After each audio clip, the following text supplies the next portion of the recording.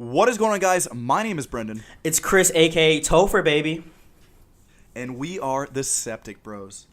Alright, guys, we got an interesting video for you today. But first, I want to give a shout out to our unofficial sponsor, Yerba Mate. They give us the fuel for each and every one of these videos from here on out. Yes, sir. Yep, so we're going to be talking about something more Rocket League specific in today's video. So we're going to be talking about what it's like to have a life like a platinum player in competitive Rocket League. So we view that Rocket League, when you're a platinum player, you have flashes of brilliance and also flashes of garbage. You have a very hard time struggling for consistency, or else you'd be up in, diamond or champion, but you don't mess up enough, obviously, to be lower in the pack. So you're right there in between, a little bit above. You have flashes of brilliance like grand champion, and diamond, but you also are a whiffer sniffer, and you're silver and bronze with those kind of plays. Yeah, and so we have 6 references, examples for you guys, and Brendan's going to take off with the first one. All right, number 1, you are the DH in baseball, right? You're a slugger. You can hit the crap out of the ball, right? You have the ability to do this, but that does not mean that you're going to do it every time, right? A lot of the times, power hitters strike out more than the average player. The all-around players are more of the champion, the grand champion type players, and you have the ability to put one in the seats, but you also strike out quite a bit. It's a little bit annoying. Your average is probably in the 200s, not in the 300s. You're a solid player, but you're going to have to put in a lot more work to really get to that next level. Yep. It's a good example. So the second one we have is a student in class that never shows up. So you're probably friends with this guy, right? You know him, you see him outside of class, you hang out with him a little bit, right? And he sounds brilliant, sounds like a genius. You know what he's talking about. He knows his shit when it comes to schoolwork, right? But you never see him in the class, and then you only see him when it's test day, right? You know he knows that it's test day, and he shows up, and he gets a fucking A on it. But he, at the end of the term, in the semester, end of the school year, you see he has the same grade as you. It's a B or a B minus. You pity this guy. You feel bad for him because he doesn't have the work ethic, or he doesn't want to put in the extra time to get that A with raising your hand in class or showing up 5 extra times rather than 0. So his class participation and his attendance is just dog shit. All right, take it away, B.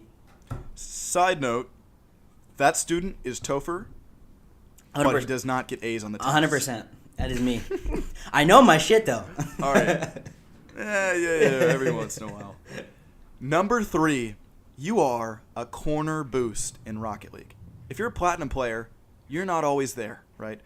When you are in Rocket League and you need a corner boost, sometimes it'll help you make the play that will save the game. Other times, it's not there and you lose the game. If we were to equate a Rocket League corner boost to a grand champion, damn, that thing is always there. Squishy Muffins, even when you drive over him, yeah, he's still there because he's that freaking consistent. So go ahead and take on number 4, Topher. All right, so number 4 is the overconfident player. This guy is toxic. Not septic, though, but he's toxic. This guy is always the guy that will help you lose the game if he's on your team. But if he's on the opposite team, you love this guy. This guy tries to do ceiling shots, flip resets, wall shots, everything. He goes on YouTube and looks for the freestyling, the crazy shots, and he tries to imitate it in game. And if he's on your team, you're going to hate this guy because he leaves the goal open every single time. If you're on the opposite team, oh my God, this guy makes you look like a grand champion. I don't know what else to say about that. B? Going back, there was a clear thing that you said that I wanted to make sure there was a distinction. That it was you, Toxic right? and septic. No. Toxic and septic. You have to be sexy to be septic. Yes. You cannot not be sexy and be septic. So that's why all of our beautiful subscribers have to be beautiful. And there is some sort of a vetting process before you subscribe. And all of you subscribers, you guys have passed the test. And we're working on the applications right now. I'd like to thank you and your beautiful genetics. So going into number 5, we equate being a platinum player to your first girlfriend, right? Oh my This God. is someone that your first entry into that real level of love, of the love life. And before, gold, silver, bronze, you're not really at that level yet. You haven't found the person of your dreams. I mean, sometimes you get your high school sweetheart and you marry her, but you put your foot in the water. Maybe you lose your virginity. I'm not saying anything. Ooh. But but you have someone solid, someone that cares about you. But in the long run, you probably don't want to end up with that first person. You probably have aspirations to end up with, Megan Fox. Somebody, Oh my God. Somebody in the far future. Megan, she's probably a grand champion at Rocket League. I'll give you that one. Now she's a bronze player. Get out of here. All right. So now the last but not least one. This is going to be related to freshman year of high school. For me, it wasn't that bad. But for some of you guys who have yet to experience, listen up carefully. And those who have already experienced this, you know what I'm talking about. All right, so freshman year, you walk into the scene brand new. You don't necessarily know what's going on here. It's all a new experience for you, right? So you walk in and you see these fully developed women up and bottom, if you know what I'm talking about, right? And then you see the women these guys are with. These guys are yoked, man. They've been pumping out, hitting chest press, doing curls all year long, prepared for the new football season, new basketball season. Doesn't matter. Don't worry about them.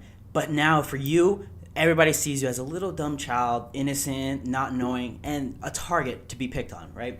So I'm just going to give you a little advice before I finish with this. Go in there, go into the year, hit a little bit of weights, maybe do a little bit of push-ups, sit-ups. Just get your body right physically to show off in the new school year, maybe for a freshman. B, anything to add? In conclusion, guys, being a platinum is a good place to be. But is it where you want to end up?